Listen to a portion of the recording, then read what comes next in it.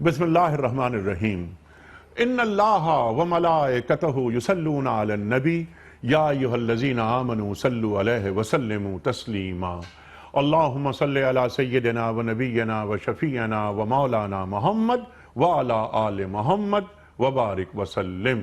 محترم خواتین و حضرات، السلام علیکم۔ پیام صبح کے ساتھ ایک بار پھر حاضر میں ہوں آپ کا میزبان انیق احمد۔ آپ اور ہم جانتے ہیں کہ روزانہ بات ہوتی ہے قرآن کریم کی کسی ایک کم از کم ایک آیت کی تفسیر ہمارے معزز علماء بیان کرتے ہیں اور ہم سیکھتے ہیں قرآن کریم کی اس متعلق آیت کا شان نزول اور قرآن کریم کی یہ آیت آج ہم سے کیا مطالبہ کر رہی ہے، کیا تقاضا کرتی ہے۔ خواتین حضرات، کل جو ہم نے بات کی تھی اس پر اس کا ایک اجمالی جائزہ، ایک تجدید یادداشت کے لیے سرکار دو عالم صلی اللہ علیہ وآلہ وسلم کفار مکہ سے مخاطبت کر رہے ہیں اور فرما رہے ہیں کہ میں تو ایک دلیل روشن پر قائم ہوں، تم نے اس کی تکذیب کر دی ہے۔ اب تم کیا کر رہے ہو کہ تم یہ چاہتے ہو کہ یہ عذاب کیوں نہیں تم پر آ جاتا۔ ہوتا یہ تھا کہ کفار مکہ، یہ مشرکین مکہ یہ کہتے تھے، سوال کرتے تھے بار بار کہ آپ اللہ کے رسول ہیں صلی اللہ علیہ وآلہ وسلم، آپ کے صحابہ آپ بڑی مصیبتوں میں، مصائب میں اور ظلم سہتے رہتے ہیں، اور جو آپ کو تکلیفیں پہنچاتے ہیں وہ بظاہر بڑے خوش و خرم نظر آتے ہیں۔ تو آپ ایسا کیجئے کہ آپ کیونکہ اللہ کے رسول ہیں، اللہ کے نمائندے ہیں، تو آپ کوئی عذاب بھجوا دیجئے ہمارے پر۔ تو اللہ تعالیٰ ارشاد فرما رہا ہے کہ نہیں، یہ جس کے لیے تم جلدی کر رہے ہو یہ میرے ہاتھ میں نہیں ہے۔ اگر یہ میرے ہاتھ میں ہوتا تو میرے اور تمہارے درمیان جو فیصلہ کب کا ہو چکا ہوتا۔ خواتین و حضرات، بہت ساری باتیں اس ذیل میں ہوئیں، اب ہم ذرا سی بات کو آگے بڑھا رہے ہیں۔ ایک اور بات بہت اہم جو کل ہوئی کہ اللہ کے رسول فرما رہے ہیں صلی اللہ علیہ وآلہ وسلم کہ اللہ جانتا ہے کہ ظالموں کے ساتھ کیا سلوک ہونا چاہیے، انہیں کب عذاب دینا چاہیے، یعنی عذاب کب آئے گا اور اس عذاب کی مقدار کیا ہوگی، یہ بھی اللہ تعالیٰ کے رسول صلی اللہ علیہ وآلہ وسلم نے وضاحت سے بیان فرما دیا۔ اب ذرا بات آگے بڑھ رہی ہے۔ آج ہم سورۃ الانعام کی آیت نمبر 59 پر بات کروائیں گے اپنے معزز علماء سے۔ 59 سورہ انعام۔ اللہ تعالیٰ ارشاد فرما رہا ہے کہ اللہ تعالیٰ کے پاس غیب کی کنجیاں ہیں جنہیں اللہ کے سوا کوئی نہیں جانتا۔ اللہ اکبر۔ غیب کی کنجیوں سے کیا مراد ہے؟ اچھا، غیب کا علم عالم الغیب ہے اللہ تعالیٰ۔ کیا اللہ تعالیٰ کو بھی غیب کے خزانوں کو جاننے کے لیے کنجیوں کی ضرورت ہے؟ یا اللہ تعالیٰ تو مالک و مختار ہے، قادر ہے، یہاں پر غیب کی کنجیوں سے کیا مراد ہے یہ ہم جاننا چاہیں گے اپنے معزز علماء سے۔ اللہ تعالیٰ تو منزہ ہے اور اس کو کسی بھی فعل سے اسے کوئی نہیں روک سکتا۔ خواتین و حضرات، آگے بڑھیں گے، پھر ہم بات کروائیں گے۔ اللہ تعالیٰ ارشاد فرما رہا ہے کہ بحر و بر میں، یعنی زمین اور سمندر میں، سمندروں میں جو کچھ ہے اللہ تعالیٰ سب سے واقف ہے۔ درخت سے گرنے والا کوئی پتا ایسا نہیں جس کی اسے خبر نہ ہو، زمین میں اگنے والا، زمین میں بلکہ بویا جانے والا کوئی دانہ ایسا نہیں جس سے اللہ تعالیٰ واقف نہ ہو۔ خواتین و حضرات، خشک اور تر سب کچھ ایک کھلی کتاب میں لکھا ہوا ہے۔ یہ کتاب مبین کہ یہاں الفاظ آئے ہیں۔ سوالات بہت سارے اٹھیں گے، سوال یہی اٹھا لیتے ہیں کہ کتاب مبین سے کیا مراد ہے؟ کیا لوح محفوظ مراد ہے؟ کیا یہ علم الہی مراد ہے؟ بہت ساری باتیں ذہن میں آتی ہیں۔ ملکہ سبا کا تخت جو آصف بن برخیہ لے آئے، انہوں نے کہا کہ مجھے کتاب کا علم ہے میرے پاس۔ وہ کتاب کا علم کیا ہوتا ہے؟ علم کسے کہتے ہیں؟ سرکار دو عالم فرما رہے ہیں صلی اللہ علیہ وآلہ وسلم کہ العلم مخافت اللہ، علم خدا خوفی کا نام ہے۔ قرآن کریم ارشاد فرماتا ہے کہ انما یخشی اللہ من عبادہ العلماء۔ کون ہوتے ہیں علماء؟ وہ ہوتے ہیں کہ جن کے دل میں خشیت خداوندی ہوتا ہے۔ راسخون فی العلم کون ہوتے ہیں؟ قرآن کریم کن کے بارے میں فرماتا ہے کہ راسخون فی العلم یہ ہیں؟ ان کی نشانیاں کیا ہوتی ہیں؟ ایک آدمی راسخون فی العلم کو کیسے پہچانے گا؟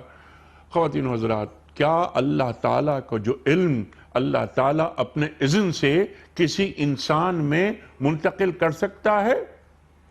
اللہ اکبر، اللہ اکبر۔ خواتین و حضرات، بہت ساری باتیں آئیں گی نکل کر سامنے، قرآن کریم سے حوالے لے کر آئیں گے کہ قرآن کریم کیا فرما رہا ہے۔ یعلم ما بین ایدیہم وما خلفہم ولا یحیطون بشیء من علمہ الا بما شاء۔ اللہ جسے چاہے اسے علم دے دیتا ہے۔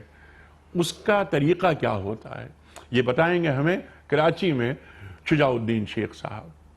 شیخ صاحب بہت شکریہ، آپ تشریف لائے۔ خواتین و حضرات، بڑا معروف نام، بڑا مقبول نام ہمارے ملک کا، قرآن کریم کی تفسیر کرتے ہیں، اور جس انداز سے اور جس آسانی کے ساتھ آپ بڑے بڑے نکات کھولتے ہیں، گتھیوں کو سلجھاتے ہیں، یہ آپ ہی کا خاصہ۔ خواتین و حضرات، تشریف فرما ہے لاہور میں ہمارے ملک کا ایک بہت بڑا نام۔ خواتین و حضرات، میں تو انہیں کہتا ہوں کہ استاد الاساتذہ، تفسیر قرآن بالقرآن، ڈاکٹر سرفراز احمد آوان صاحب کی ایک شناخت ہے۔ ہمارے پاس بے پناہ لا تعداد بے شمار میلز آتی ہیں جو سرفراز احمد آوان صاحب کی مدح میں ہوتی ہیں۔ ڈاکٹر صاحب السلام علیکم۔ وعلیکم السلام ورحمۃ اللہ۔ ڈاکٹر صاحب، بڑا میں ممنون، بہت شکر گزار آپ تشریف لائے۔ خواتین و حضرات، دونوں مہمان ہمارے معزز علماء یہاں موجود ہیں۔ آج ہم نے ایک اور خاص مہمان کو مدعو کیا ہے۔ خواتین و حضرات، آپ نے پورے ماہ مبارک میں یعنی ماہ رمضان میں ہمارے سحر اور افطار ٹرانسمیشن میں تلاوت قرآن کریم سننے کی ہم سب نے سعادت حاصل کی، جن صاحب سے ان کا نام ہے قاری محمد اکبر مالکی صاحب۔ قاری صاحب آج ہمارے خاص مہمان ہیں، اور آج ہم قاری صاحب سے سورہ انعام کی آیت نمبر 59 سننے کی سعادت حاصل کریں گے۔ قاری صاحب پاکستان کے ممتاز قاری ہیں، پاکستان کی جانب سے کئی مرتبہ وطن عزیز کی نمائندگی فرما چکے ہیں، ایک عالمی سطح کے مقابلوں میں کئی انعامات لا چکے ہیں۔ قاری صاحب، گزارش کروں گا آپ سے آغاز کریں، بسم اللہ۔ اعوذ باللہ من الشیطان الرجیم،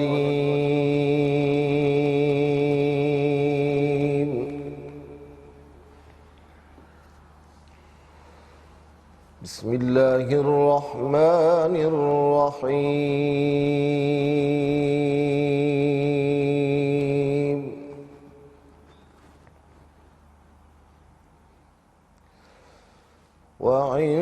وعنده مفاتح الغیب لا يعلمها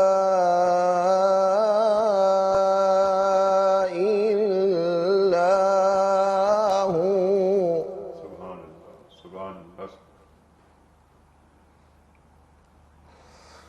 ويعلم ما في البر والبحر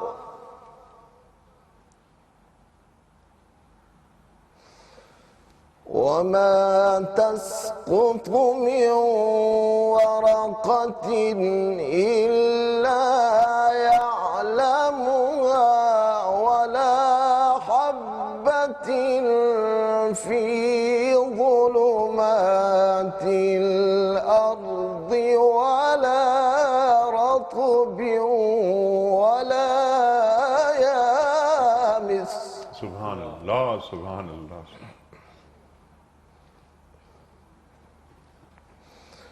ولا رطب ولا يابس إلا في كتاب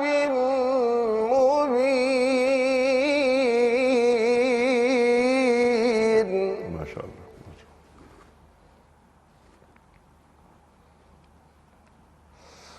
وعنده مفاتح الغيب لا يعلمها إلا هو ويعلم ما في البر والبحر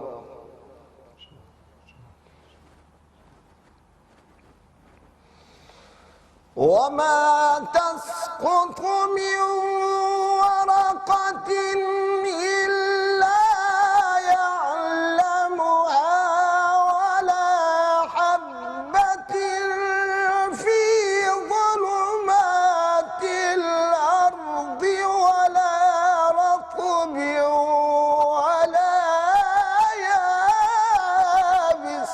ما شاء الله ما شاء الله ما شاء الله ما شاء الله. ولا رطب ولا يابس إلا في كتاب مبين.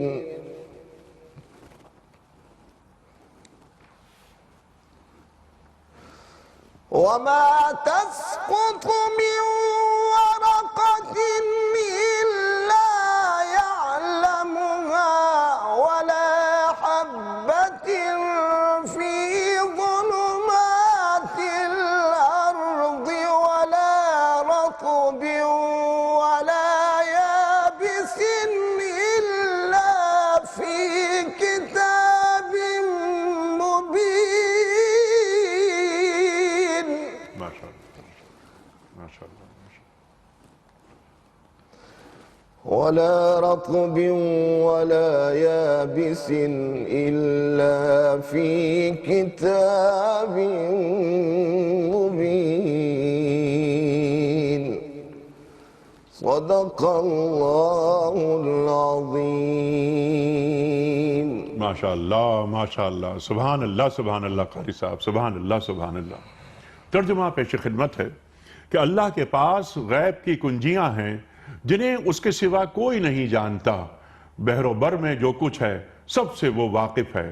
درخت سے گرنے والا کوئی پتا ایسا نہیں جس کا اسے علم نہ ہو. زمین کے تاریک پردوں میں کوئی دانہ ایسا نہیں ہے جس سے وہ باخبر نہ ہو.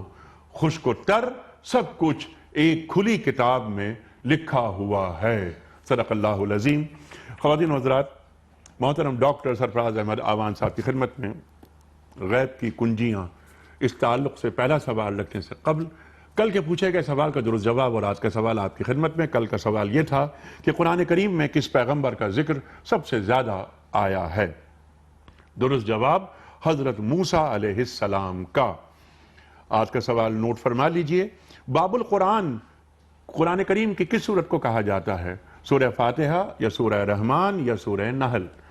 جو درست جواب آپ سمجھتے ہوں روانہ فرمائیے. ہمارے فون نمبرز ہیں 009221343000980 0092213452709. ہمارا ای میل ایڈریس ps@duniatv.tv. ہمارا SMS کا نمبر 3031. ڈاکٹر صاحب ارشاد فرمائیے. کچھ سوالات میں نے انٹرو میں اٹھانے کی کوشش کی. یہاں پر جو بات ہو رہی ہے کہ اللہ تعالیٰ کے پاس غیب کی کنجیاں ہیں جن کا علم اللہ کے سوا کسی کو نہیں. ارشاد یہ غیب کی کنجیوں سے کیا مراد ہے؟ بسم اللہ الرحمن الرحیم. اللہ تعالیٰ کی توفیق سے جو آیہ کریمہ آج پڑھی گئی ہے، جیسے آپ نے تعارف میں بھی آغاز میں ارشاد فرمایا کہ اس آیت کا تعلق سابقہ آیات سے بہت اہم ہے. گزشتہ آیات میں اللہ تعالیٰ نے اوپر تلے نبی کریم علیہ السلام سے 4 اعلان کروائے. انیک سب قرآن کریم میں 320 کے قریب مرتبہ قل کا لفظ آیا ہے، اور جہاں بھی قل کا لفظ آیا ہے وہ دراصل اللہ تعالیٰ نے اپنے حبیب کریم علیہ السلام سے کچھ اعلانات کروائے ہیں خاص. سبحان اللہ. مثلا آپ دیکھیے قل انی نہیت ان اعبد الذین تدعون من دون اللہ. آپ ان سے کہہ دیجئے کہ جن کو تم اللہ کے سوا پکارتے ہو اور جن کی عبادت کرتے ہو مجھے ان کی عبادت کرنے سے قطعی طور پر روک دیا گیا ہے. پھر کہا قل لا اتبع اہواءکم. آپ ان سے یہ بھی کہہ دیجئے کہ میں تمہاری خواہشات کی پیروی نہیں کرتا. اگر ایسا ہو تو یقیناً میرے لیے بہت نقصان ہوگا. پھر کہا قل انی علی بینۃ من ربی وکذبتم بہ. میرے پاس اللہ تعالیٰ کی طرف سے وہ واضح احکام ہیں اور معجزات ہیں کہ جن کو تم جھٹلاتے ہو. سبحان اللہ. ما عندی ما تستعجلون بہ. اور جس عذاب کو تم مجھ سے چاہ رہے ہو کہ فوراً آئے اور مسلط ہو، یقیناً وہ میرے اختیار میں نہیں ہے. اور پھر اعلان کیا قُلْ لَوْ أَنَّ عِنْدِي مَا تَسْتَعْجِلُونَ بِهِ لَقُضِيَ الْأَمْرُ بَيْنِي وَبَيْنَكُمْ. سبحان اللہ سبحان اللہ. اگر میرے اختیار میں وہ عذاب ہوتا جلدی جس کی تم نے مچا رکھی ہے تو یقیناً وہ قصہ تمام ہو چکا ہوتا اور وہ عذاب تم پر آ چکا ہوتا. لیکن یہ سارے کا سارا نظام کہ عذاب کب آنا ہے اور کہاں آنا ہے اور کن پر آنا ہے، اس کا علم اللہ تعالیٰ کی ذات کے سوا اور کسی کو نہیں. چنانچہ ساتھ ہی ارشاد فرمایا وَعِنْدَهُ مَفَاتِحُ الْغَيْبِ. اس آیت میں جو آج پڑھی گئی ہے 6 وقف ہیں، یعنی 6 جملے ہیں. پہلے جملے میں ایک عقیدہ ہے اور اگلے 5 جملوں میں اسی عقیدے کو واضح کیا گیا ہے مختلف انداز سے. سبحان اللہ. پہلی بات فرمائی وَعِنْدَهُ مَفَاتِحُ الْغَيْبِ. مفاتح کو علماء نے مفسرین نے فرمایا کہ یا تو یہ مفتح کی جمع ہے یا مفاتح میم پر زبر مفتح کی جمع ہے. اگر میم کے نیچے زیر یعنی مفتح کی جمع ہو تو اس کے معنی ہیں چابی. معنی یہ ہوگا وَعِنْدَهُ مَفَاتِحُ الْغَيْبِ. اللہ کے خزانے اللہ کے ہاں، غیب کے خزانے اللہ کے قبضے میں ہیں اور چابیاں اسی کے پاس ہیں، جسے چاہے ان میں سے عطا کرے اور جسے چاہے جتنا چاہے عطا کرے، جتنا چاہے نہ عطا کرے. سبحان اللہ. اور اگر میم پر ہم زبر پڑھیں تو پھر ہوگا وَعِنْدَهُ مَفَاتِحُ الْغَيْبِ. غیب کے خزانے اللہ کے پاس ہیں. پھر مفتح یعنی خزانہ اس کا معنی ہوگا وَعِنْدَهُ. اور پھر انیق صاحب دیکھیے یہاں اللہ تعالیٰ نے عندہ شروع میں لایا ہے. عربی گرامر کے لحاظ سے مفاتح الغیب عندہ ہوتا تو بات خبر کے طور پر پہنچ جاتی کہ غیب کے خزانے اللہ کے پاس ہیں، لیکن یہاں عندہ شروع میں لا کے حصر کا معنی اور اختصاص پیدا کیا جا رہا ہے کہ اللہ ہی وہ ذات ہے سبحان اللہ. جس کے قبضہ قدرت میں غیب کے خزانے ہیں، اور اللہ ہی وہ ذات ہے جو حقیقی معنوں میں بغیر کسی کے جاننے والے، بغیر کسی کے بتلائے کے جاننے والی ہے تمام اخبار کو اور تمام احوال کو. وَعِنْدَهُ مَفَاتِحُ الْغَيْبِ. اسی کے پاس غیب کے خزانے ہیں یا اسی کے قبضہ قدرت میں غیب کے خزانوں کی چابیاں ہیں کہ جنہیں مطلع کرنا چاہے جتنا چاہے جتنا نہ چاہے. لا يعلمها الا هو. اس اللہ کے سوا کوئی بھی غیب کی خبروں کو جاننے والا نہیں ہے. اب ذرا غور کیجئے، غیب کا ایک تو وہ معنی ہے جو عوام میں مشہور ہے، وہ یہ ہے کہ ما غاب عنہ، جو ہمیں دکھائی نہ دے، جو ظاہر نہ ہو، اس کو ہم غیب سمجھتے ہیں.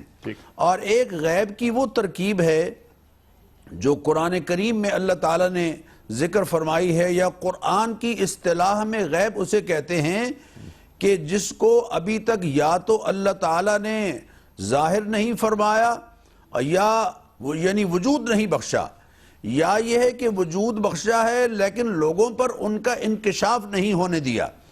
چنانچہ آپ دیکھیے قیامت اور اس کے بعد کے جتنے احوال ہیں ان کے بارے میں فرمایا ان اللہ عندہ علم الساعہ. اللہ ہی وہ ذات ہے کہ جس کے پاس قیامت کے آنے اور قیامت کے احوال کی خبر ہے. ٹھیک. حضور اکرم صلی اللہ تعالیٰ علیہ وسلم سے حدیث جبریل میں مشہور ہے کہ جب پوچھا گیا کہ قیامت کب آئے گی تو آپ نے ارشاد فرمایا مل مسئول عنہا بأعلم من السائل. جس سے پوچھا جا رہا ہے وہ بھی ویسے ہی اتنا ہی جانتا ہے کہ جتنا پوچھنے والا جو پوچھ رہا ہے وہ جانتا ہے. جیسے پوچھنے والے کو پوری طرح خبر نہیں، ویسے جس سے پوچھا جا رہا ہے اس کو بھی خبر نہیں. تو لا يعلمها الا هو. اللہ کے سوا کوئی غیب جاننے والا نہیں، یعنی اللہ کے سوا کوئی ایسی ہستی نہیں ہے جو بغیر کسی کے بتلائے کے جاننے والی ہو. ٹھیک. چونکہ عالم الغیب، عالم علم کی اضافت جب الغیب کی طرف ہوتی ہے یا عالم کی اضافت جب الغیب کی طرف ہوتی ہے تو اس سے مراد ہوتا ہے بغیر کسی کے بتلائے کے خود ذاتی طور پر جاننے والا. اور امت مسلمہ کا اس پر اتفاق ہے کہ بغیر کسی کے بتلائے کے جاننے والی ذات صرف اور صرف ایک اللہ ہے. قل، اے حبیب آپ اعلان کر دیجئے لا یعلم من فی السماوات والارض الغیب الا اللہ وما یشعرون ایان یبعثون. آپ پوری طرح سے یہ بات لوگوں کو بتا دیجئے، اعلان کر دیجئے کہ اللہ کے سوا آسمان و زمین کے غیب کو اور پوشیدہ اخبار کو ذاتی طور پر جاننے والا اللہ کے سوا کوئی نہیں ہے. وما یشعرون ایان یبعثون، اور لوگ نہیں جانتے کہ کب انہیں اٹھایا جائے گا. خود نبی کریم علیہ الصلاۃ والتسلیمات سے جب لوگوں نے اس بات کا تقاضا کیا کہ آپ فلاں بتائیے، فلاں خبر دیجئے، فلاں خبر دیجئے، تو آپ نے اعلان کیا لا اعلم الغیب ولا اقول انی ملک، میں غیب نہیں جانتا. وَلَوْ كُنْتُ أَعْلَمُ الْغَيْبَ لَاسْتَكْثَرْتُ مِنَ الْخَيْرِ، اگر میں غیب جانتا ہوتا یعنی بغیر کسی کے بتلائے کے جاننے والا ہوتا تو میں بہت ساری خیر اپنے لیے اکٹھی کر لیتا. سبحان اللہ. انیق صاحب امت مسلمہ کا اس پر اتفاق ہے کہ منصب نبوت کے شایان شان جتنے علوم ہیں ان علوم میں انبیاء علیہ السلام پوری کائنات میں سب سے زیادہ عالم ہوتے تھے. اس میں کوئی شک نہیں کہ تمام انسانوں بلکہ تمام مخلوقات سے زیادہ انبیاء علیہ السلام کو اللہ تعالیٰ نے علم عطا فرمایا. ان کے منصب کا جو تقاضا منصب نبوت اور منصب رسالت سے متعلقہ جتنے علوم ہیں ان میں انبیاء علیہ السلام اولین درجے پر ہیں، سب سے زیادہ عالم ہیں. لیکن اللہ کے علم کی انبیاء علیہ السلام کے علم، اللہ کا علم اور انبیاء علیہ السلام کا علم، اس میں زمین و آسمان کا فرق کیا بلکہ اس سے بھی بڑا فرق ہے. اس لیے کہ اللہ کا علم ذاتی ہے، انبیاء علیہ السلام کو وحی کے ذریعے سے جو عطا فرمایا گیا وہ عطائی ہے، اور اللہ کا علم لا محدود ہے. انبیاء علیہ السلام کو جو علم عطا فرمایا گیا وہ محدود ہے، کیونکہ اللہ لا محدود ہے. اللہ اکبر. اللہ تعالیٰ کا علم کلی ہے. انبیاء علیہ السلام کو جو علم عطا فرمایا گیا وہ اللہ کے علم کے مقابلے میں جزئی ہے. تو لہذا کلی اور محیط اور دائمی ازلی ابدی علم رکھنے والی ذات اللہ ہے، اور اسی کا اعلان اس آیت میں کرایا جا رہا ہے. سبحان اللہ. اور اس کے پاس تمام خزانوں کی چابیاں ہیں جو اللہ کے سوا کوئی نہیں جان سکتا. تفصیلاً گفتگو ڈاکٹر صاحب نے عطا فرما دی. اس تعلق سے کچھ فرمانا چاہتے ہیں آپ تو ضرور فرمائیے، لیکن میں چاہتا ہوں کہ ہم یہ آیت کسی طور مکمل کر لیں. جو کچھ ہے بحر و بر میں، بلکہ بحر و بر میں نہیں، مجھے بر اور بحر میں، کیونکہ یہاں پر پہلے رکھا گیا ہے بر اس کے بعد بحر، تو اسی طریقے سے ہم چلتے ہیں آگے. تو زمین میں اور سمندر میں، اچھا اب سمندر جو ہے اس کا جو رقبہ ہے وہ زیادہ ہے زمین کے مقابلے میں، 75% تک ہے. تو یہاں زمین کو افضلیت کیوں دی جا رہی ہے؟ ارشاد فرمائیے. اور اللہ تعالیٰ جو اپنی قادریت بیان کر رہا ہے وہ کیا کیا ہے؟ نحمد و نصلی علی رسولہ الکریم، اما بعد، بسم اللہ الرحمن الرحیم. مفاتح کے حوالے سے اور غیب کے حوالے سے بڑی خوبصورت باتیں ڈاکٹر صاحب نے ماشاءاللہ ہمارے سامنے رکھ دی ہیں. میں 2-3 اور بنیادی باتیں رکھ دینا چاہتا ہوں. آیت نمبر 59 ہمارے سامنے ہے. پچھلی آیت کا اختتام آپ نے بھی ذکر کیا، ڈاکٹر صاحب نے بھی اشارہ کیا کہ واللہ اعلم بالظالمین، اللہ ظالمین سے خوب واقف ہے. آیت نمبر 59 ہم پڑھ رہے ہیں. اگر 60 میں جائیں تو قیامت کا ذکر اللہ تعالیٰ فرماتے ہیں ثم الیہ مرجعکم ثم ینبئکم بما کنتم تعملون، اسی اللہ کی طرف تمہیں لوٹایا جائے گا، پھر وہ تمہیں بتا دے گا جو کچھ تم اعمال کیا کرتے تھے. دنیا میں بھی ظالموں پر عذاب کا آنا اللہ کے علم میں ہے اور اللہ کے فیصلے کے مطابق وہ عذاب آتا ہے. کل بھی اللہ جو کچھ معاملات ہوں گے اپنے علم کی بنیاد پر پیش کرے گا اور اپنی قدرت کے مطابق فیصلہ فرمائے گا. انیس صاحب قرآن حکیم میں اللہ کی یہ 2 صفات، صفت علم اور صفت قدرت کا جا بجا ذکر آتا ہے، اور اس شان کے ساتھ آتا ہے واللہ علی کل شیء قدیر اور انہ بکل شیء علیم. ان 2 صفات کا بار بار ذکر ہے اور لفظ کل کے ساتھ آتا ہے. اللہ ہر بات پر قدرت رکھتا ہے، اللہ ہر بات کا علم رکھتا ہے. وجہ کیا ہے؟ اس میں دونوں اعتبارات سے پہلو ہے. ایک طرف سورۃ الانعام ہے، مکی دور کے آخر میں نزول ہو رہا ہے، مکالمہ آخری سطح پر ہو رہا ہے، اتمام حجت مشرکین مکہ پہ کی جا رہی ہے، وہ جو کشمکش اہل حق اور اہل باطل کے درمیان چل رہی وہ بھی اپنی انتہا پر ہے، ظلم و ستم کے پہاڑ بھی توڑے گئے، حتیٰ کہ اب ہجرت کا وقت بھی قریب آ جائے گا کچھ ہی عرصے کے بعد۔ اس تناظر میں ایک طرف اللہ کی صفت علم کا بیان اور اللہ کی صفت قدرت کا بیان اہل ایمان کے لیے بہت بڑی تسلی کا باعث بنتا ہے، سبحان اللہ، اور دوسری طرف مجرمین کے لیے، مخالفین کے لیے، ظالمین کے لیے، جابروں کے لیے یہ اللہ کی صفت علم کا بیان اور صفت قدرت کا بیان ایک تنبیہ کے طور پر، ایک وعید کے طور پر، ایک ڈراوے کے طور پر بھی سامنے آتا ہے۔ اور یہ جو آیت ہم پڑھ رہے ہیں یہ تو اللہ کی صفت علم کے بیان کے حوالے سے قرآن حکیم کے جامع ترین مقامات میں سے ایک مقام ہے، جہاں وہ غیب کا ذکر بھی آیا، یعنی اگر غیب کو ہم قیامت اور اس کے بعد کی امور میں لے تو اس کا ذرہ برابر بھی ظہور ہمارے سامنے نہیں۔ غیب وہ بھی ہے کہ جو ظہور میں آیا مگر اللہ نے اس پر مطلع نہیں فرمایا، ڈاکٹر صاحب نے اشارہ کیا، پھر اللہ نے بر اور باہر کا ذکر کیا، پھر اللہ تعالیٰ نے ایک ایک پتے کا ذکر کیا، پھر اللہ تعالیٰ نے ایک ایک دانے کا ذکر کیا۔ اس میں یہ بھی اشارہ ہے کہ اللہ صرف کلیات کا جاننے والا نہیں ہے بلکہ اللہ جزیات کا جاننے والا بھی ہے۔ اللہ صرف تمہارے بڑے بڑے معاملات کو میکرو لیول پر ہی نہیں جانتا، اللہ تمہارے معمولی معاملات کو مائکرو لیول پر بھی جانتا ہے۔ جیسے اللہ نے پتے کے گرنے کا ذکر فرمایا تو مفسرین نے بڑا پیارا نقطہ عطا فرمایا کہ جب دانہ زمین میں گیا تھا وہاں سے لے کے پودے کا پنپنا اور پھر درخت کی شکل اختیار کرنا، پھر ایک ایک شاخ اور ایک ایک پتے کا نکلنا، اس سارے پروسیس کے ایک ایک مرحلے کو رب جانتا ہے، مگر پتے کے گرنے کا ذکر کر کے ان سارے ہی مراحل کا ذکر رب کائنات نے فرما دیا۔ اور اگر دانے کا ذکر کیا تو وہ زمین کے جسم کے اندر تم دانے کو ڈالنے کے بعد اوپر سے آبیاری کر سکتے ہو، پانی ڈال سکتے ہو، مگر اس تاریکی میں بھی اس بیج کی پرورش کرنے والا، ایک ایک مرحلے سے اس کو گزارنے والا وہ بھی رب کائنات ہے۔ ہمارے اعتبار سے آ جائیں، تمہارے بڑے اعمال ہوں یا چھوٹے اعمال ہوں، تم ظاہر میں کرو یا چھپ کر کرو، تمہارے باطن میں کیا ہے، تمہاری نیت کیا ہے، وَحُصِّلَ مَا فِي الصُّدُورِ، وہ سینوں کے رازوں تک کو پیش کر دے گا۔ گویا اللہ ذکر تو پتے کا کر رہے ہیں، اللہ ذکر تو دانے کا کر رہے ہیں جو تاریکیوں کے اندر ہے، اشارہ بندوں کے اعمال کی طرف بھی ہے، بندوں کے ارادوں کی طرف بھی ہے، بندوں کی نیتوں کی طرف بھی ہے۔ دنیا کا کوئی جج ظاہر سے ظاہر وہ کچھ قرائن کی بنیاد پر کوئی فیصلہ دے دے گا مگر وہ نیت کے بارے میں فیصلہ نہیں دے سکتا۔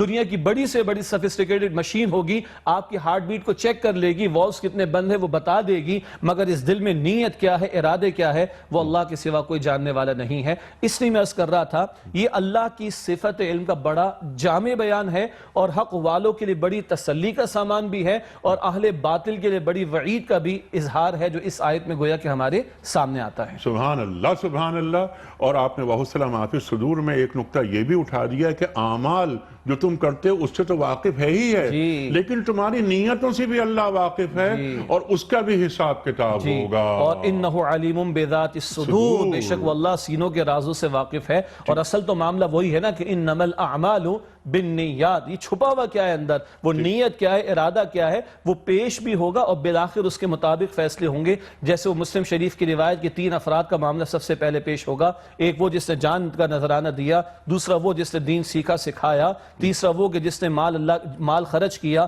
تینوں پیش ہوں گے اور کہیں گے اللہ میں نے تو جان دے دی، اللہ میں نے دین سیکھا سکھایا، اللہ میں نے تو خوب تیری راہ میں مال خرچ کیا۔ اللہ فرمائیں گے جھوٹ کہتے ہو، تم نے جان اس لیے پیش کی تمہاری بہادری کے چرچے ہوں، وہ دنیا میں ہو گئے، تم نے سیکھا سکھایا علم اس لیے کہ تمہارے علم کے چرچے ہوں، تمہیں علامہ کہہ دیا گیا دنیا میں، تم نے مال خرچ کیا تاکہ تمہارے فوٹو سیشنز ہوں اور تمہاری واہ واہ کی جائے، وہ تم نے دنیا کے لیے کیا، وہ کر دیا گیا، آخرت میں تمہارے لیے کچھ نہیں ہے۔ اللہ کے رسول علیہ السلام نے فرمایا اوندھے منہ تینوں کو جہنم میں ڈالا جائے گا، اللہ ہماری حفاظت فرمائے۔ چوٹی کے اعمال، جان کا نذرانہ پیش کرنا، علم دین سیکھنا سکھانا اور راہ خدا میں مال خرچ کرنا، چوٹی کے اعمال، مگر اگر نیت کے اندر بگاڑ ہے، نیت کے اندر فساد ہے اور دکھلاوا ہے تو پھر یہ اعمال اللہ کے قابل قبول نہیں۔ تو اللہ ظاہر کو بھی جانتا ہے، پتے جیسے معاملے کو بھی پیش کر دیا گیا، اور اللہ باطن کو بھی جانتا ہے، وہ تاریکیوں میں چھپے ہوئے ذرے کا ذکر بھی کر دیا گیا۔ سبحان اللہ، سبحان اللہ۔ اب اسی بات کو لے کر آگے چلتے ہیں، حالانکہ ایک بڑے موضوعات یہاں پر علم کے حوالے سے اور کتنا علم کس کے پاس ہے اور جو اللہ نے دیا ہے بِإِذْنِ اللہ، دیا ہے، بالکل دیا ہے بِإِذْنِ اللہ، اس پہ ذرا بات کروائیں گے آپ دونوں حضرات سے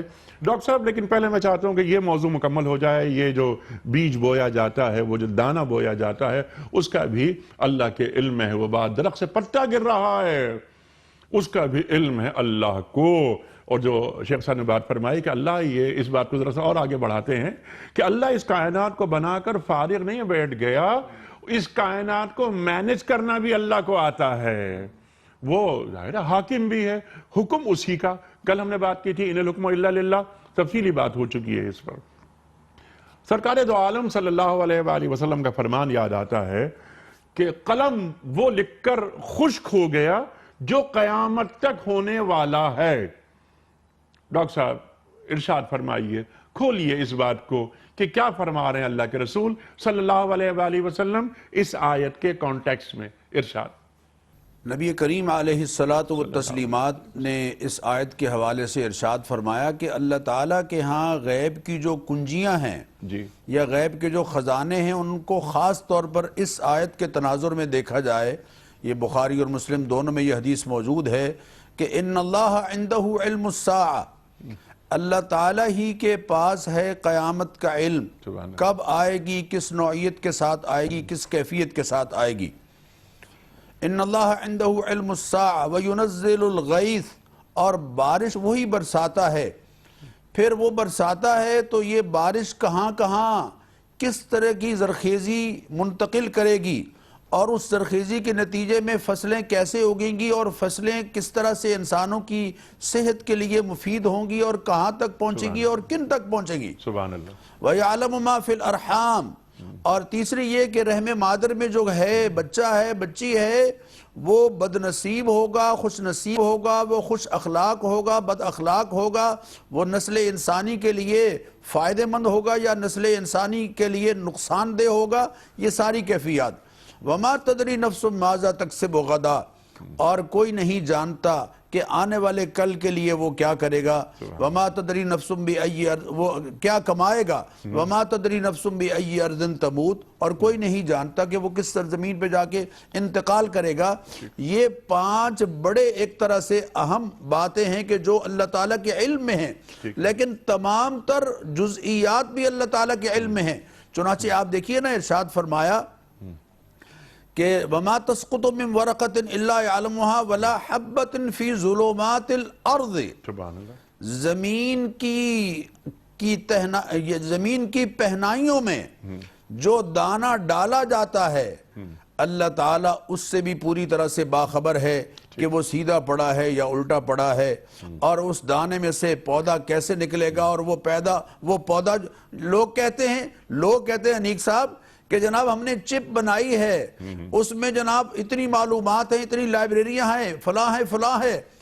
اللہ تعالیٰ نے بہت پہلے بورڈ کا چھوٹا سا بیج بنایا, اس میں پورا تنا بھی ہے, اس میں شاخیں بھی ہیں, اس میں پتے بھی ہیں. آم کی گٹھلی میں ایک تنا رکھ دیا ہے, اس میں شاخیں بھی رکھ دی ہیں, اس میں پتے بھی رکھ دیے ہیں, اور اس میں بے حساب آم بھی رکھ دیے ہیں. اللہ فرماتے ہیں ایک اور جگہ سورہ لقمان میں, یا بنیہ, حضرت لقمان علیہ السلام کی گفتگو جو اپنے بیٹے سے وہ کر رہے ہیں, انہا ان تک مثقال حبۃ من خردل, اگر رائی کے دانے کے برابر بھی کوئی چیز ہو, فتکن فی صخرۃ, اسے پہاڑوں کی سختیوں میں کسی چٹان کی سختی میں دفن کر دیا جائے, او فی السماوات, یا آسمان کی وسعتوں میں اسے پھیلا دیا جائے, او فی الارض, یا زمین کی پہنائیوں میں اسے دفن کیا جائے, یأتی بہ اللہ, اللہ اس کو بھی لے آئیں گے, اللہ اس کو بھی لے آئیں گے. بلکہ ایک اور جگہ ارشاد فرمایا, وما يعزب عن ربه من مثقال ذرة في الارض ولا في السماء ولا اصغر من ذلك ولا اکبر الا في کتاب مبین.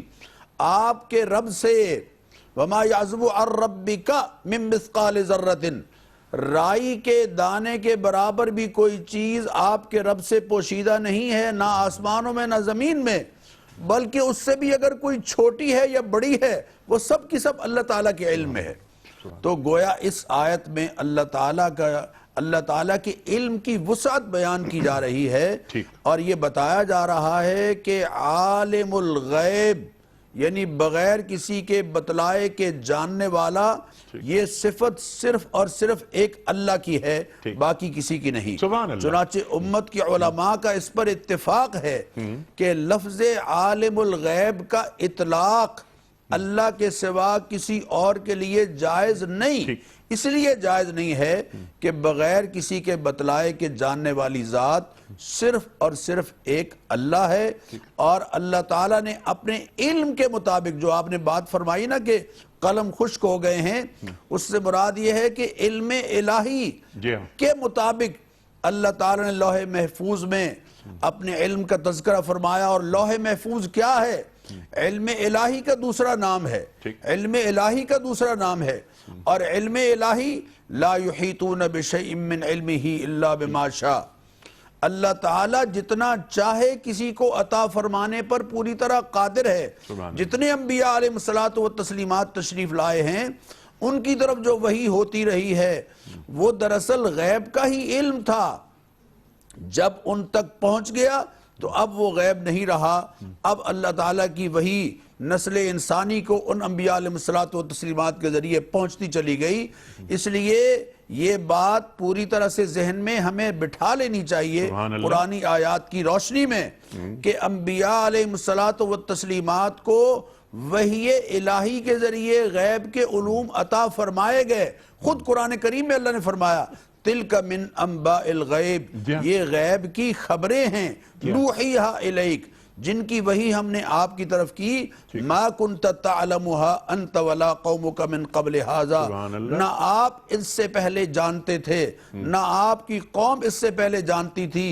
ہمیشہ جاننے والی ذات صرف اللہ کی ذات ہے، باقی جس کو بھی بتلایا گیا ہے، جب بتلایا گیا ہے تو انہوں نے جانا ہے، جب تک نہیں بتلایا تو نہیں جانتے تھے، اور جتنا بتلایا ہے اتنا ہی جانتے، جتنا نہیں بتلایا اتنا نہیں جانتے۔ سبحان اللہ، سبحان اللہ۔ یعنی انبیاء اور رسل غیب کا علم نہیں، غیب کی خبر جتنا انبیاء کو بتایا گیا، رسل کو بتایا گیا من جانب اللہ، یہ بات کلیئر ہو گئی۔ عالم الغیب صرف اور صرف اللہ ہے۔ ٹھیک ہے شیخ صاحب، اب ذرا سا آگے بڑھیں۔ آپ کی اجازت، دو مختصر سی باتیں۔ ایک پہلو یہ کہ بالکل ڈاکٹر صاحب نے آیت بھی سنائی، تلکا من انباء الغیب نوحیہا الیک، اے نبی مکرم علیہ السلام، یہ غیب کی خبروں میں سے انباء الغیب ہیں جو ہم آپ کو عطا فرماتے ہیں۔ ہاں یہ ضرور ہے کہ انبیاء علیہ السلام کے علم کے حوالے سے زیادہ مباحث میں نہیں جانا چاہیے، ورنہ کیا ہوتا ہے کہ عوام الناس، ایک عام انسان کو بھی پیغمبر کے برابر، ایک پیغمبر کو عام انسان کے برابر لا کر کھڑا کر دیا جائے، وہ دوسری انتہا۔ ایک وضاحت ڈاکٹر صاحب نے بار بار فرما دی، کل علم اللہ سبحانہ وتعالیٰ کے پاس، اور اللہ نے اپنے رسولوں میں سے، بندوں میں سے جس کو چاہا عطا فرمایا، خوب عطا فرمایا۔ ہاں ہمارے استاد محترم ڈاکٹر اسرار احمد صاحب فرماتے رحمۃ اللہ علیہ، ہم اگر ناپنے بیٹھ جائیں تو گستاخی کر بیٹھیں گے، چھوٹا منہ بڑی بات ہو جائے گی، ایک بات۔ دوسری بات، یہ جو اللہ اپنے علم اور صفت علم کا اظہار مومن کے لیے بھی بڑی تسلی کا سامان ہے۔ ایک بات میں نے پہلے عرض کر دی تھی، آج مجھ پر کوئی تکلیف آ رہی ہے، میرا رب فرما رہا ہے میں جانتا ہوں اس بات کو، آج مجھے اللہ کی راہ میں اس کے دین کی خاطر مشقتیں اٹھانا پڑ رہی ہیں، میرا اللہ مجھے فرماتا ہے میں جانتا ہوں اس بات کو۔ آپ نے حدیث پیش کی، ڈاکٹر صاحب نے بھی اس کی وضاحت فرمائی کہ رفعت الاقلام وجفت الصحف، قلم اٹھا دیے گئے اور صحیفے خشک کر دیے گئے، میرا اللہ مجھے بتا رہا ہے میرے بندے یہ ہونا ہی تھا، یہ مشکل تجھ پر آنی تھی، یہ بیماری تجھ پر آنی تھی، یہ نقصان تیرا ہونا تھا، میں مطمئن ہو جاتا ہوں۔ ما اصاب من مصیبت الا باذن اللہ، کوئی مصیبت نہیں آتی مگر اللہ کے اذن سے۔ ومن یؤمن باللہ یہد قلبہ، جو اللہ پر اطمینان رکھتا ہے اللہ اس کے دل کو ہدایت عطا فرما دیتا ہے۔ سورہ تغابن کی آیت نمبر 11۔ تو اس صفت علم کے جامع بیان میں تسلی ہے بندہ مومن کے لیے، اور بدلتے حالات میں کبھی مشکلات، کبھی رکاوٹیں، کبھی پریشانیاں، کبھی مصائب، حتیٰ کہ بقول سید قطب شہید رحمت اللہ علیہ کے دین کی محنت کے دوران نتائج کا سامنے نہ آنا، اور نتائج نہ آنا سامنے لوگ قبول نہیں کر رہے، یہ بھی ایک مصیبت ہوا کرتی ہے۔ اس پر بھی اللہ کہتا ہے اے میرے بندے مجھے پتا ہے تیری محنت رائے گا نہیں جائے گی، مجھے یہ بھی پتا ہے کہ کس کو ہدایت ملے گی کس کو نہیں ملے گی۔ یہ سارا تسلی کا سامان ہو رہا ہے اس صفت علم کے جامع بیان میں رب کائنات کی طرف سے اپنے محبوب بندوں کے لیے۔ ٹھیک ہے، اور اے میرے بندے تو اپنا کام کیے جا ثابت قدمی کے ساتھ، کیونکہ تیری محنت بھی میرے علم میں ہے ٹھیک۔ تو تیرا اجر بھی میرے ہاں طے ہوگا۔ سبحان اللہ سبحان اللہ۔ اچھا شیخ صاحب، اب میں چاہتا ہوں ذرا سی گفتگو مزید، اب اگلا موضوع ہم شروع کرتے ہیں۔ اب یہاں پر اللہ تعالیٰ بالکل واضح کر دی بات کہ پتہ گر رہا ہے، مجھے خبر ہے، اب خشکی میں تری میں جو کچھ ہے سب اللہ کے علم میں ہے، یا وہ کھلی کتاب، اللہ کتاب مبین، یہاں پر بات کی۔ یہ کتاب مبین سے کیا مراد ہے؟ میں نے انٹرو میں ایک بات کہنے کی کوشش کی تھی، آصف بن برخیہ کا میں نے حوالہ دیا، قرآن کریم میں موجود ہے، اور وہ پلک جھپکتے میں تخت لے کر آ گئے تھے۔ کیا یہاں پر اشارہ اسم اعظم کی طرف ہے؟ کس علم کی طرف ہے؟ علم الہی کی طرف ہے؟ کتاب مبین سے کیا مراد ہے؟ جی ڈاکٹر صاحب نے اپنی گفتگو میں اشارہ فرما دیا تھا کہ یہاں پر بھی مفسرین نے دونوں باتیں بیان فرمائی۔ نمبر 1 لوح محفوظ، نمبر 2 علم الہی، اور ان دونوں باتوں میں تطبیق یا ریکنسلیشن کیا ہے؟ وہ لوح محفوظ کیا ہے؟ اللہ کے علم الہی کے مطابق طے شدہ اور لکھا ہوا سارا معمولات کا معاملہ۔ اچھا، آپ جو سوال اٹھا رہے ہیں کہ کیا یہاں کوئی اسم اعظم کی طرف اشارہ ہے؟ نہیں، یہاں تو کل علم کی طرف اشارہ ہو رہا ہے۔ اس سے کہ بات شروع ہی کہ وَعِندَهُ مَفَاتِحُ الْغَيْبِ لَا يَعْلَمُهَا إِلَّا هُ، یہ کل علم الہی کی طرف اشارہ ہو رہا ہے، جس کا ایک اظہار اللہ کی مشیت اور علم کامل کے مطابق وہ ہوا، وہ طے شدہ یا لکھا ہوا کتاب مبین میں ہے۔ ہاں، وہ جو آصف بن برخیہ کا ذکر آپ کر رہے ہیں سلیمان علیہ السلام کے دربار کے تعلق سے، وہ علم بھی کوئی علم تھا جو رب کائنات ہی کی طرف سے عطا ہوا۔ اس کی ایک تعبیر کو اسم اعظم کے طور پر بھی کی جا سکتی ہے، اور اس کے لیے کچھ کلمات کو احادیث مبارکہ کی روشنی میں اہل علم نے بیان بھی فرمایا ہوگا۔ آپ ہی کی بات کو آگے بڑھاتے ہوئے اس کو ذرا سے میں چاہتا ہوں کہ اور کھولیں آپ دونوں حضرات، کہ جتنے علوم ہیں وہ کتاب مبین ہی سے استنباط کیے جاتے ہیں، اس لیے کہ کتاب مبین علم الہی کا ہی دوسرا نام ہے۔ تو کل علم کا خزانہ، کل علم کے خزانے تو رب کائنات کے پاس۔ آج اگر آپ اور میں ہوا میں اڑنا شروع ہو چکے ہیں جہاز بنا کر، تو ہمارا ایمان ہے کہ یہ علم یا اس بات تک پہنچنے کا علم اور اس کی صلاحیت بھی رب کائنات نے اپنے علم کل ہی میں سے انسان کو عطا فرمائی۔ یا اور سادہ انداز میں آدم علیہ السلام کو 2 علوم عطا کیے جانے کا ذکر ہے نا، علم الاسماء اور علم ہدایت، ان 2 کا مجموعہ ہے جو آدم علیہ السلام کو عطا کیا گیا، وہ بھی علم الہی میں سے ہی عطا کیا گیا۔ ٹھیک ہے، سبحان اللہ سبحان اللہ۔ یعنی ڈاکٹر صاحب، اگر میں اس کو ایک جملے میں یہ عرض کرنے کی کوشش کروں کہ علم کا مطلب ہی یہ ہے کسی چیز پر قدرت رکھنا، یہ قدرت ہو جانا۔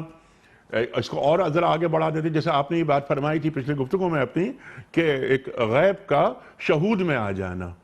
اب اس کو ذرا سا اور آگے بڑھاتے ہیں۔ اللہ تعالیٰ عالم الغیب ہے، اللہ تعالیٰ نے علوم کی طرف ایک حاصل کرنے کی طرف بھی رہنمائی فرمائی ہے۔ العلم مخافت اللہ، اس پر میں نے عرض کیا تھا، انما یخشی اللہ من عبادہ العلماء، اور آپ نے بھی بات فرمائی، شیخ صاحب نے بھی بات فرمائی کہ اللہ کے اذن سے علوم منتقل ہو سکتے ہیں، اللہ بما شاء، جو اللہ تعالیٰ فرما رہا ہے آیت الکرسی میں۔ اللہ تعالیٰ اپنے خاص بندوں تک جو علوم پہنچاتا ہے، جو راسخون فی العلم ہوتے ہیں، اس کا طریقہ کیا ہوتا ہے، اور انہیں ہم کیسے پہچانے کہ ان کے پاس علوم خداوندی اللہ کے اذن سے عطا کیے گئے ہیں؟ بے شک اس میں کوئی شک نہیں کہ جن کو اللہ تعالیٰ نے نوازا ہے اور جنہیں اللہ تعالیٰ کا قرب نصیب ہوا ہے، انہیں اللہ تعالیٰ ایک خاص بصیرت عطا فرماتے ہیں، جس کو حدیث میں بیان فرمایا گیا کہ اتقوا فراست المؤمن، مومن کی فراست سے ذرا ڈرتے رہا کرو، فإنہ ینظر بنور اللہ، اس لیے کہ وہ اللہ تعالیٰ کے دیے ہوئے نور سے دیکھتا ہے۔ اور اس کو اللہ تعالیٰ نے خود قرآن کریم میں ارشاد فرمایا، یا ایہا الذین آمنوا، اے ایمان والو، ان تتقوا اللہ، اگر تم اللہ کا تقوی اختیار کرو گے، یجعل لکم فرقانا، تو اللہ تعالیٰ تمہارے اندر ایک فرقان فٹ کر دیں گے۔ فرقان کیا ہے انیک صاحب؟ سچ اور جھوٹ، باطل اور حق، جائز اور ناجائز، حلال اور حرام میں امتیاز کرنے کی ایک روحانی صلاحیت کا نام یہ ہے اپنا یجعل لکم فرقانا، فرقان۔ یہ فرقان اللہ تعالیٰ نصیب کرتا ہے اللہ تعالیٰ کی خاص قربت اور اللہ تعالیٰ کی بندگی اور اللہ کے حبیب صلی اللہ علیہ وسلم کی فرما برداری میں آگے بڑھنے کے نتیجے میں ٹھیک جب انسان اللہ اور اس کے رسول کی تعلیمات کو فالو کرنا شروع کرتا ہے اور ان پر پابندی شروع کرتا ہے اور اللہ کا قرب حاصل کرتا چلا جاتا ہے تو پھر صورتحال یہ ہوتی ہے، حدیث قدسی ہے کہ پھر میں اس کے ہاتھ بن جاتا ہوں، پھر میں اس کی آنکھیں بن جاتا ہوں، اس کے کان بن جاتا ہوں، یعنی پھر کان وہی سنتے ہیں جو میں چاہتا ہوں، ہاتھ وہی کرتے ہیں جو ادھر ہی اٹھتے ہیں جدھر میں چاہتا ہوں، قدم ادھر ہی اٹھتے ہیں جدھر میں چاہتا ہوں۔ یہ کیفیت یقیناً نصیب ہوتی ہے، اور نصیب کب ہوتی ہے وہ میں نے پہلے بھی ایک دفعہ پروگرام میں عرض کیا تھا کہ کسی نے پوچھا تھا کسی اللہ والے سے کہ حضرت سنا ہے آپ کے پاس اسم اعظم ہے، مجھے بھی بتا دیجئے، میں اس کے ذریعے سے اللہ تعالیٰ سے مانگا کروں گا اور اللہ تعالیٰ مجھے عطا فرمائیں گے۔ انہوں نے کہا سن لو، سچ بولا کرو اور حلال کھایا کرو، پھر کو جس نام سے پکارو گے وہی اسم اعظم ہے۔ سبحان اللہ سبحان اللہ۔ آپ نے عاصم بن برقیہ رحمہ اللہ کا ذکر فرمایا، یقیناً اللہ تعالیٰ کو خاص اسماء کے ذریعے سے پکارنا اور اولیاء اللہ کی کرامات یہ سب چیزیں بالکل برحق ہیں، لیکن آپ قرآن کے الفاظ پر ذرا غور کیجئے۔ قال الذی عنده علم من الکتاب انا آتیک به قبل ان یرتد الیک طرفک فلما رآہ مستقرا عنده، جب حضرت سلیمان علیہ السلام نے تخت کو اپنے سامنے دیکھا تو فوراً یہ فرمایا ھذا من فضل ربی، یہ میرے رب کا فضل ہے، سبحان اللہ، یہ میرے رب کا فضل ہے، میرے رب کی عنایت ہے، یعنی یہ جو کچھ ہوا ہے یہ ہوا اللہ کی طرف سے ہے، اللہ کی عنایت سے ہوا ہے، اس کے نام کی برکت سے ہوا ہے۔ تو اس لیے ہم اگر اللہ اور اس کے رسول صلی اللہ علیہ وسلم کی فرما برداری میں آگے بڑھیں گے تو انشاءاللہ مستجاب الدعوات ہوں گے، دعائیں اللہ کے ہاں قبول ہوں گی۔ سبحان اللہ۔ آج کوئی بندہ صحابی تو بن نہیں سکتا، لیکن قرب ربانی میں آگے بڑھ کر ولی بننا، اللہ کا فرما بردار بننا، اللہ کے حبیب کا محبوب تر بن جانا، اس کے راستے ہمارے لیے کھلے ہیں۔ جو ہم آگے بڑھیں گے اللہ اور اس کے حبیب کی طرف تو اللہ اور اس کے حبیب کی شفقتیں اور عنایتیں ہمیں نصیب ہوتی ہیں۔ سبحان اللہ سبحان اللہ سبحان اللہ سبحان اللہ۔ اور ڈاکٹر صاحب آپ کی گفتگو پہ پروگرام ختم کرتے ہیں، جیسا آپ نے فرمایا قرآن کریم کی طرف اگر ہم رجوع کریں تو اللہ کا رنگ اختیار کرو، صبغت اللہ، اللہ کے رنگ سے بہتر کس کا رنگ ہو سکتا ہے؟ اور ڈاکٹر صاحب آپ ہی کی بات کو آگے بڑھاتے ہوئے، اور آپ تو قرآن ہم آپ سے سیکھتے ہیں کہ جو ہم اللہ سے قریب ہوتے جاتے ہیں ہم پر محمدی رنگ غالب آتا جاتا ہے صلی اللہ علیہ وآلہ وسلم، جو کہ اتباع رسول کریم صلی اللہ علیہ وآلہ وسلم کے بغیر ممکن ہی نہیں۔ اور آپ نے جو فرقان کی بات کی، قرآن تو ہے ہی فرقان، اللہ اکبر، خیر اور شر کے درمیان وضاحت، واضح فرق۔ انبیاء کرام کے بعد سب سے بڑھ کر اللہ والے صحابہ کرام تھے، اور ان کی سب سے بڑھ کر کرامت یہ تھی کہ وہ رسول اللہ علیہ السلام کی اتباع کرنے والے تھے۔ یہ سب سے بڑی کرامت ہے کہ اتباع محمدی میں زندگی بسر ہو رہی ہو صلی اللہ علیہ وسلم۔ شیخ صاحب بڑا ممنون، ڈاکٹر صاحب بڑا شکر گزار، قاری محمد اکبر مالکی صاحب آپ نے زحمت فرمائی، تشریف لائے، اللہ خوش رکھے آپ کو۔ خواتین حضرات، وقت یہاں مکمل ہوا۔ بہت اہم گفتگو ہمارے دونوں معزز علماء نے عطا فرمائی حسب روایت۔ کل کا سوال یہ تھا کہ قرآن کریم میں کس پیغمبر کا ذکر سب سے زیادہ آیا ہے؟